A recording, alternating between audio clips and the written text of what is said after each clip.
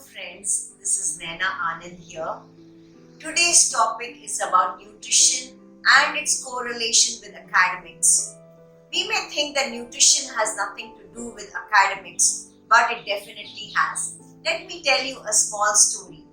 There was a little girl who stayed in Hyderabad, and when I went down south to meet my daughter, I realized that there was a child crying for a long period of time. I wondered what exactly is going on with this child. So I asked the mother that what is happening. So she shared the story. She said that she used to leave the child with her mother to do the household work. And at that time, the grandmother out of love used to give a lot of sweets, cookies, breads to the child, thinking that the child would become nice and round and fat. The child did become for some time. But after some time, the child did not develop a taste for normal rice, lentils, vegetables and fruits and started losing weight. At the point when we met this mother, this has happened. So we requested the mother to start again with the rice and lentils. Initially, the child used to just spit it out, but later on, she started liking the taste and improving in health. Sometimes we can have a wrong concept about nutrition. What are the factors that is leading to children becoming obese nowadays? What could be the reasons? Some of the reasons are advertisements. Nowadays, advertisements are based in such a way that they lure the children towards having sweet products. Second, if you see around the schools, colleges, you will see a lot of fast food centers. The reason being, there's a lot of temptation. But nowadays, it has been coming in the newspapers that colleges and schools are not allowing this. Thirdly, there may be overstressed parents or there may be someone sick at home, which could also be a genuine reason. Let's see some ways that we can help the children to do better with nutrition. First of all, when we see children that they are doing well in academics, the first thing parents come up with is they get a lot of sweets or chocolates or cakes or take them to a restaurant. This makes the child feel, oh, that's a good food for me. What if we turn it to something different?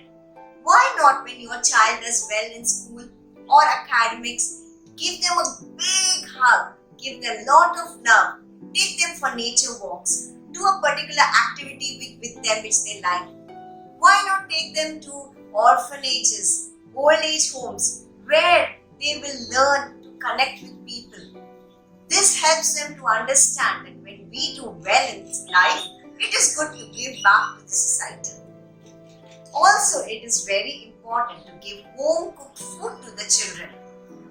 We have a child in our center who, the moment he comes to the center, he opens his dabba and he looks inside. If it's something he likes, his day goes well. Thirdly, it is very important that during exams to give fermented foods to the children like buttermilk, idlis, dosas, doklas and whatever is available in your country as fermented foods. It is also important to avoid all types of sugars and sugary drinks as they can be very harmful for the child as it impairs the memory and the learning. Also, the next tip is that while you are making the food, see that your pans do not leak out certain chemicals which can harm the food. For example, certain Teflon coated pans. When you go to the malls, you would love to buy beautiful, good nutrient food for your children. But it is good to read the labels, see the packaging. Is there any way that it can leach out to the child, to the food and reach the child? Now that we've understood what are the tips to help children, to improve in their academics, especially when they are at home or when they are going for exams, let's see some foods that will be useful for them. Certain foods that are very good for brain functioning and cognitive functioning. They are almonds, walnuts, brahmi, which is bacopa, ashwagandha, which is Indian ginseng. We have tulsi, we have eggs, Green leafy vegetables like kale, parsley, spinach are very good.